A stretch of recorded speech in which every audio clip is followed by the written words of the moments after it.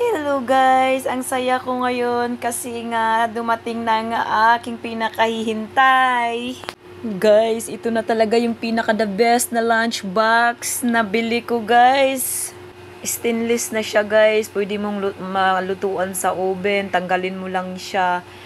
Ayan. Tapos, sobrang tibay niya talaga guys. At saka hindi siya mapasukan ng mga kahit anong insekto guys, kasi close talaga siya ng maigi guys. Ang ganda-ganda talaga nito, kaya binili ko na lang guys kasi kailangan ko talaga to for safety guys. So kailangan nakatakip talaga ang ating mga pagkain bago ilagay sa ref guys. Ito yung nilagay ko: pineapple, tinola, isda at saka pork guys. Kaya thank you so much, kain po tayo.